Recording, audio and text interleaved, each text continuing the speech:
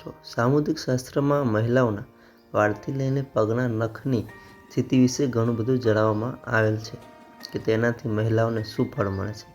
સામુદ્રિક શાસ્ત્રમાં મહિલાઓના અંગનું પણ અલગ અલગ ફળ જણાવવામાં આવેલ છે. કદાચ એ જ કાળ છે કે આપણા ઘરમાં મોટા વડીલો વિવાહ માટે યુવતી જોવા જતા ત્યારે તે લોકો યુવતીની સારી સુંદરતાને બદલે યુવતીના અંગો અને લક્ષણો પર ધ્યાન આપતા. ત્યારે આપણે આજે આ વિડીયોમાં એ જ માહિતી જાણીશું કે મહિલાઓના કયા અંગો મોટા હોવા જોઈએ. તો ચાલો જાણીએ. લાંબા કાન. જે મહિલાઓના કાન લાંબા હોય છે, માન્યતા અનુસાર આવી સ્ત્રીઓ સુખ અને ઐશ્વર્યથી ભરપૂર જીવન પસાર કરે છે. આવી સ્થિતિમાં લગ્ન જે પુરુષ સાથે થાય છે તે પુરુષ સુખ અને સંપત્તિમાં પોતાનું જીવન પસાર કરે છે. વળી સાથે સ્ત્રીના પગના અંગૂઠાની બાજુવાળી આંગળી નાની હોય છે તો આવી યુવતીઓ ખૂબ જ ભાગ્યશાળી માનવામાં આવે છે. મોટી આંખો.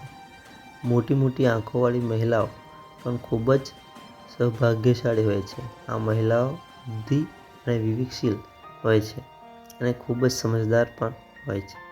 આવી મહિલાઓ સંપૂર્ણ પરિવાર માટે શુભ હોય છે અને પરેશાની આવવા પર પોતાની સૂઝબૂઝથી પોતાના પરિવારને સંભાળી લેતી હોય છે.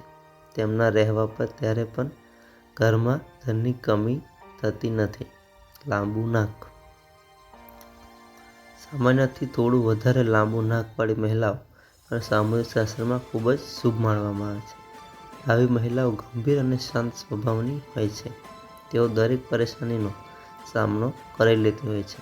આ મહિલાઓને લીધે તેનો સમગ્ર પરિવાર સુરક્ષિત રહે છે. મોટી નાભી.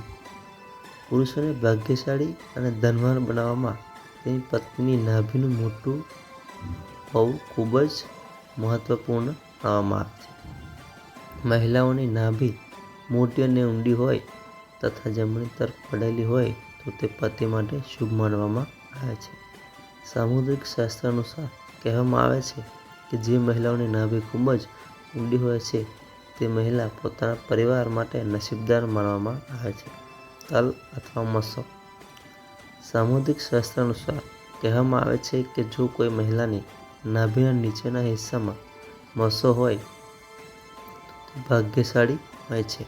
નાભીની નીચે તલ અથવા મસો હોવો શુભ અને સંપન્નતાનું પ્રતીક છે.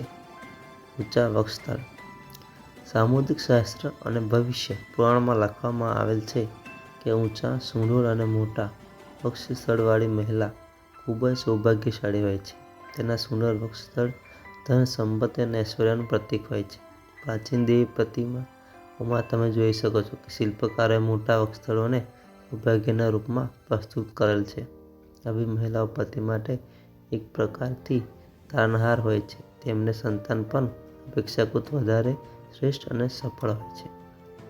સ્નાયુયુક્ત જાંઘ.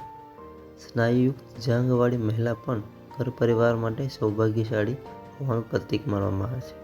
સામુદ્રિક શાસ્ત્ર અનુસાર જે મહિલાની જાંઘ હૃષ્ટપુષ્ટ હોય તે મહિલા ખૂબ જ ભાગ્યશાળી માનવામાં આવે છે.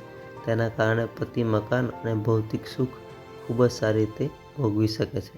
પાતળી અને વિકૃત જાંઘોને શાસ્ત્રોમાં અશુભ માનવામાં આવી છે.